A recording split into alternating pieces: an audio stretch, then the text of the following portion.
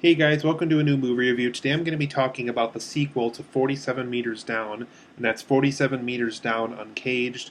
I really enjoyed that 2017 shark movie called 47 Meters Down back when it came out. I was probably one of the few people that really supported it. I really liked what they did with it. It was suspenseful, it was scary, it was just a really good shark movie. So I was very happy to hear that we were going to get a sequel to this movie, and now it's here, it's released, and I have a movie review for you today for this new movie. So, in 47 Meters Down Uncaged, this film is not connected to the first film. It really is just kind of a similar plot and a similar setup and a similar idea, really. So, it's a sequel in that sense, but it really doesn't connect, or it's even in the. I don't even think it's in the same universe as that first 47 Meters Down movie from 2 years ago. But in this movie, you guys, it's about a group of young women. They are about to go on this big boating trip that two out of the four girls are really not looking forward to. So before this trip happens, it's in Mexico somewhere. Two of the girls find out about this cave that might have been an old place for the Mayans back when they were around. It was kind of like this secret underground layer of some kind. There's ancient ruins down there. There was possible sacrifices that happened there, possibly treasure as well.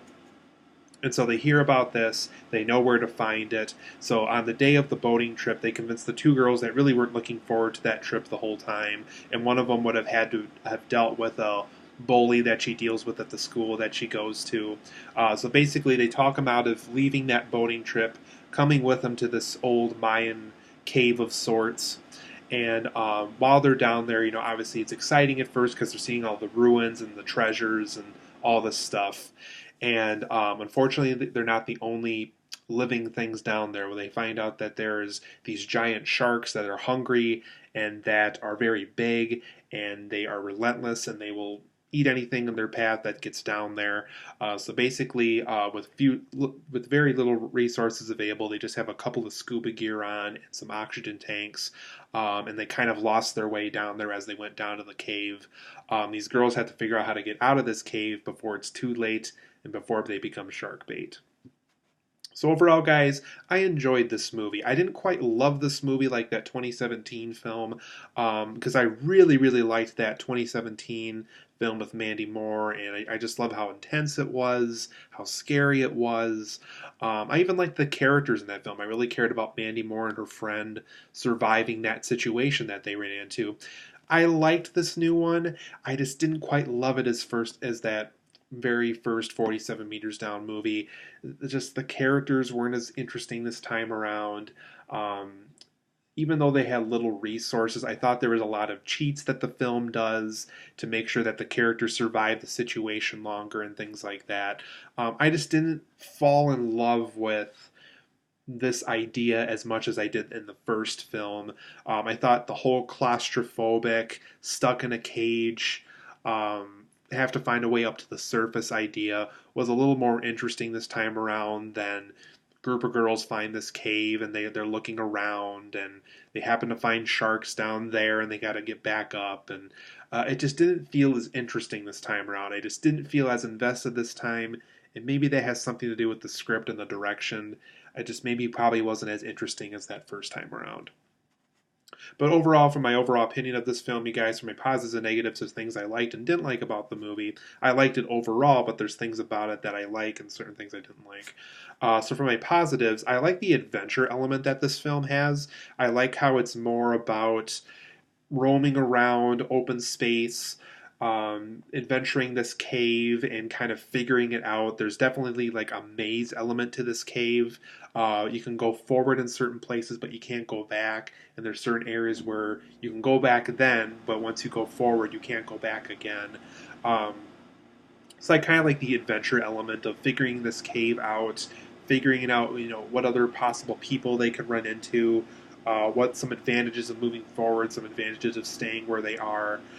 So I like that adventure element that this film had that the first film didn't pursue.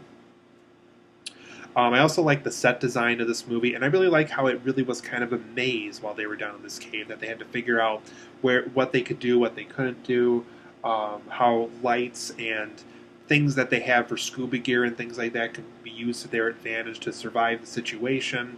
But like I said, really neat set design. They really did a great job with making this kind of Mayan underground layer base thing really look very interesting and kind of make it interesting for the characters that are looking around in it and things like that. And like I said, it's definitely like a maze. They had to figure it out how to get through it, when they can go back, when they can move forward, and things like that. So I liked that element of this movie. And overall, this is a very entertaining and suspenseful film. There's just a lot of moments where sharks show up that you're really hoping sharks don't show up at, so these poor girls can survive the situation longer. And it is very entertaining. You really are kind of invested in getting these girls out of this cave and letting them live, and making sure that the sharks don't get them and things like that. So on an entertainment and suspense level, the film succeeds on both levels. There are also some overall pretty cool ideas for shark moments in this. You can definitely tell while they were writing this movie that they were trying to figure out what exactly would make like a cool shark moment in a movie. There's a scene I can't spoil, but it involves a chum bucket, like those little buckets of blood they would pour in to attract the sharks to do shark fishing or for shark attraction tours and things like that. There's a scene that involves something like that I can't get into that really makes a scene more and more intense. And once you kind of put the pieces together as what's about to happen, it's a very intense scene to watch. And there's a lot of ideas that are similar to that are very cool to pursue for a shark movie. I also like overall that these girls felt really close. You could definitely tell that they were friends, or at least you could buy into the fact that they were close friends. They, at times, where only one of them could move forward while the other ones had to stay behind just to make sure it was safe.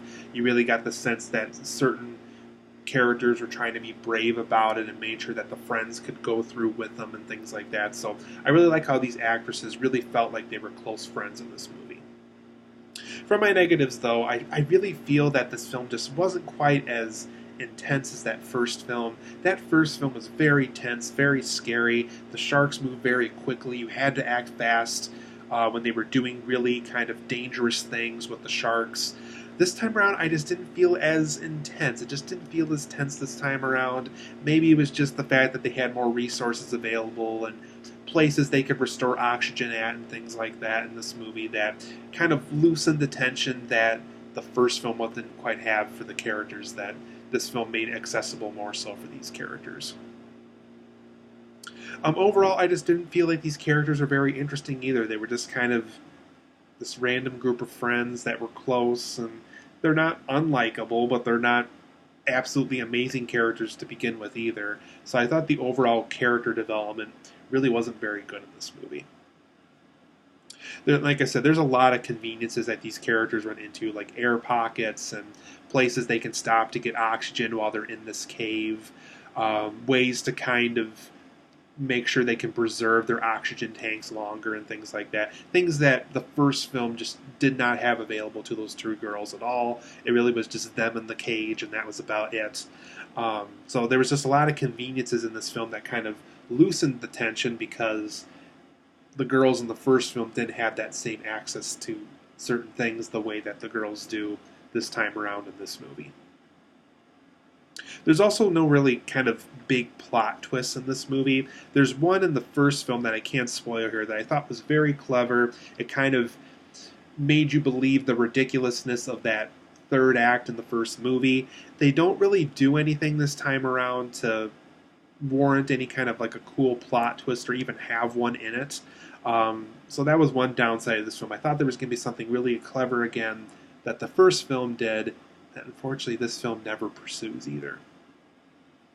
And I feel the overall opening of this film is very lame. It's very much in the spirit of what the first 47 Meters Down film did.